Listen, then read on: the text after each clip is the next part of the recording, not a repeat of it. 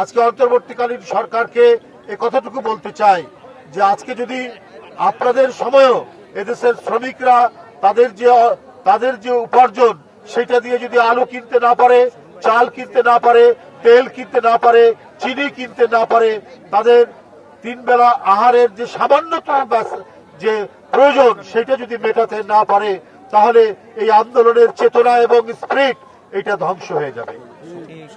সুতরাং আপনাদেরকে এই বিষয়ে মনোযোগ দিতে হবে। আজকে কেন আমরা আলু 80 থেকে 85 টাকা কেজি কিনবো? আজকে কেন আমরা এদেশের মানুষের আমিষের প্রয়োজনীয়তা মেটানোর জন্য 350 এবং 450 টাকা দিয়ে আমরা সোনালী মুরগি কিনবো? এগুলো তো হচ্ছে শেখ হাসিনার লুটপাটের অর্থনীতির কারণে জিনিসপত্রের দাম বেরিয়েছে। এখন তো লুটপাটের সেই অর্থনীতি নেই।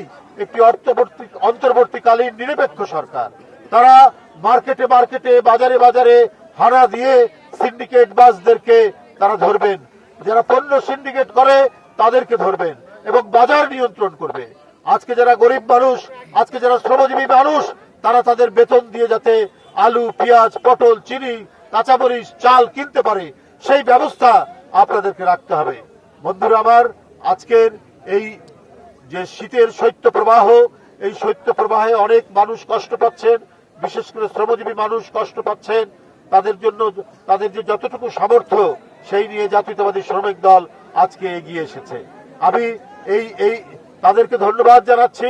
পাশাপাশি আমি সরকারকে এই কথা, আরেকটি কথা আমি শুধু বলে আমার বক্তব্য শেষ করব, সেটি হচ্ছে আপনারা নানা বিষয়ে সংস্কার করছেন। সংবিধানের বিষয়ে আপনারা, প্রশাসনের বিষয়ে আপনারা, বিচার বিভাগের বিষয়ে সংস্কার করছেন, কিন্তু সংস্কার যদি লোক দেখানো হয়, তড়িঘড়ি হয়, এটা কিন্তু হুবড়ি খেয়ে পড়ে যাবে। আপনারা জানেন যে শিশু জন্ম নেওয়ার পরেই যদি পঙ্গু হয়ে চলাফেরা করে, তাহলে সেই শিশু এবং সেই পরিবারের জীবনই ব্যর্থ হয়ে যায়।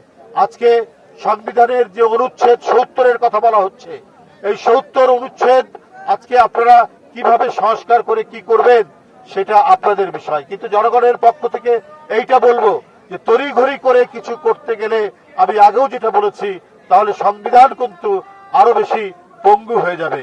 আপনারা জানেন আমরাও চাই 70 অনুচ্ছেদ এটা সংস্কার হোক, কিন্তু যদি রাতারাতি করেন তাহলে হবে না। কারণ আমাদের এদেশে তো গণতন্ত্র ধারাবাহিকভাবে এগিয়ে যেতে পারেনি, বারবার হোঁচট খেয়েছে। যদি গণতন্ত্র ধারাবাহিকভাবে যদি এগিয়ে আসতো, এদেশের সব রাজনীতিবিদরা রাজনীতি করার যদি সুযোগ থাকতো, আজকে নানা ধরনের অসাধু ব্যবসায়ীরা যদি রাজনীতিবিদ এবং এমপি যেভাবে তারা হচ্ছেন, তাতে আর্টিকেল 70 হঠাৎ করে যদি আপনারা তুলে দেন, তাহলে কেনা বেচা শুরু হবে।